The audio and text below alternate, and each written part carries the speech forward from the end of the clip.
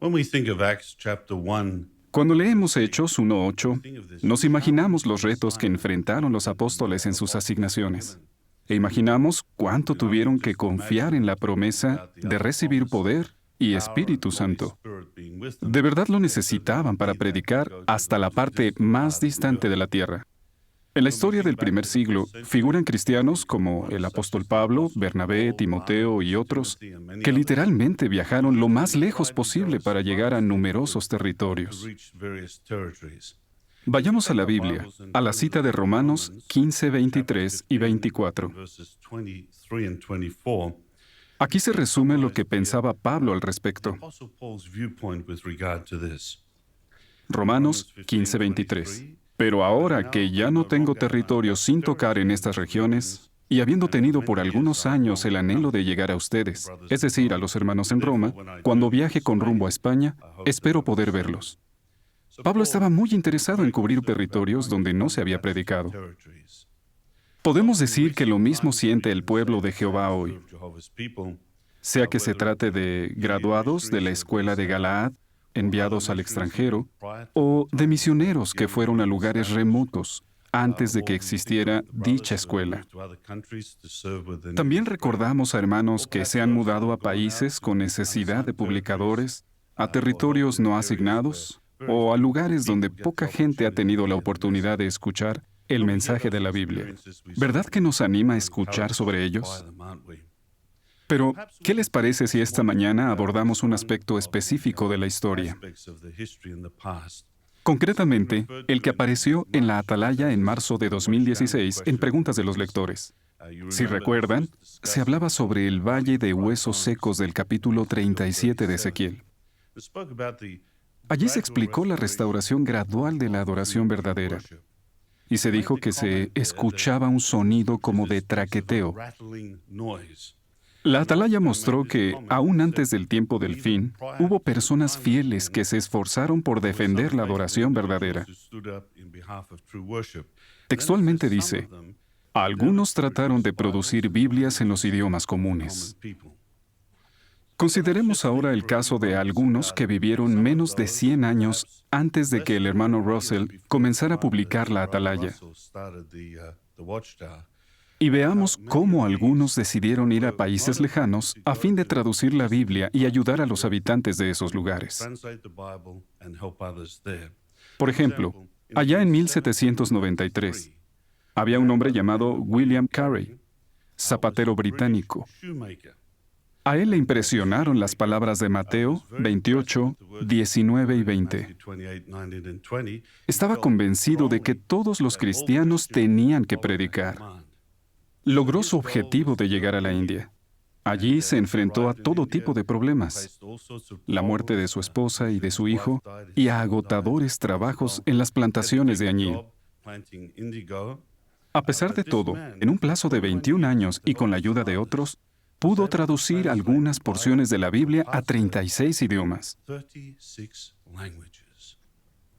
Luego, en 1797, Henry Nutt, un albañil originario de Inglaterra, junto con otros voluntarios, llegó a Tahití. 4 de aquellos pasajeros afirmaban ser pastores, pero carecían de preparación formal. Tampoco Henry Nutt era muy instruido. Era solo un albañil con una educación básica. Pero su fe era tan grande que decidió aprender hebreo y griego con la intención de traducir la Biblia al tahitiano. Pronto aprendió esa lengua. Y en 1835, luego de 30 años de traducir, descansó la pluma. Terminó el trabajo. Por cierto, él empleó el nombre de Jehová tanto en las escrituras hebreas como en las griegas. En 1807, Robert Morrison tenía un enorme deseo de traducir la Biblia al chino. Se mudó a China, pero al llegar ahí, se enteró de que enseñar chino a extranjeros se castigaba con la muerte. Por seguridad, no salió de su casa en 2 años mientras aprendía el idioma.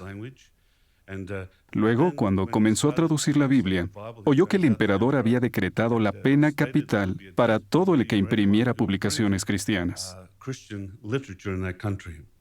Con todo, en 1819, Morrison completó su traducción de la Biblia.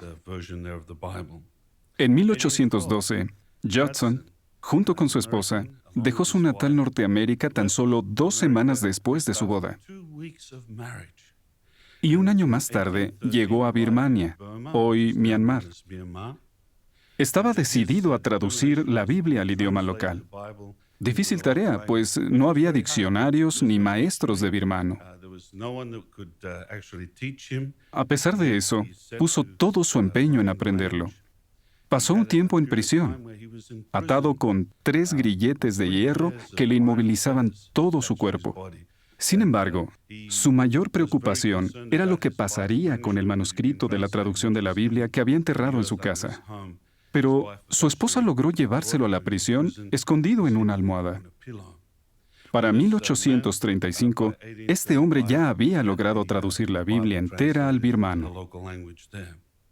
Y la lista no solo incluye a misioneros blancos, norteamericanos o ingleses. Muchos habitantes de las islas del Pacífico, por ejemplo, algunos polinesios, se propusieron visitar otras islas para difundir el mensaje de la Biblia. Allá por el año 1823, un polinesio llamado Papeya estaba resuelto a llevar el mensaje a Rarotonga, en las islas Cook.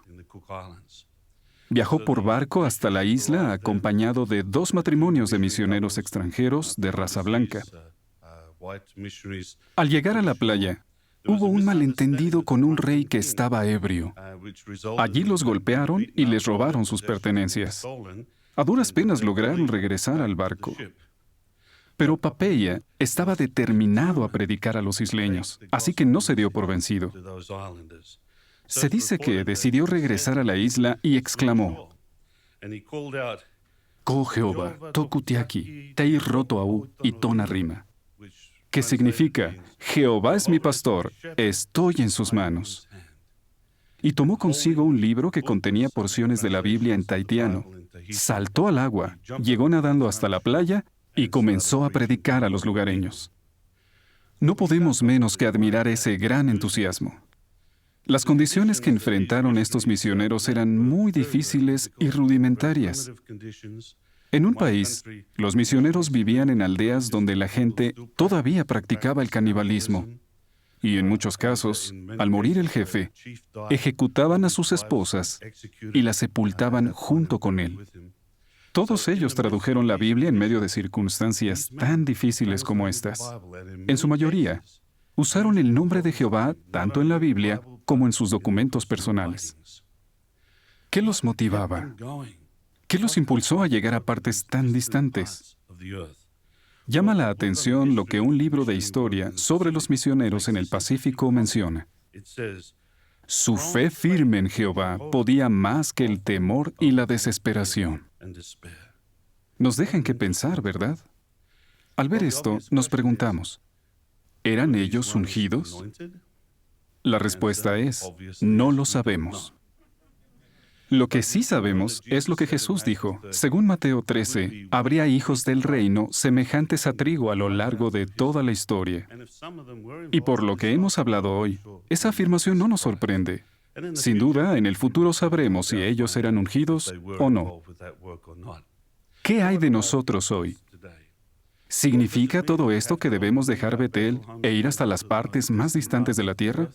Recordemos que en Hechos 1:8, Jesús se estaba dirigiendo a la gente que estaba en Jerusalén. Y tomando eso como referencia, ustedes ya viven en las partes más distantes de la tierra. La conclusión es, sin importar lo que hagamos, sea que podamos mudarnos a otros lugares o que sigamos predicando en nuestro territorio, si imitamos el ejemplo de estos hombres fieles, nos aseguraremos de llegar a personas que no han tenido oportunidad de escuchar la verdad, sea que estén cerca o lejos.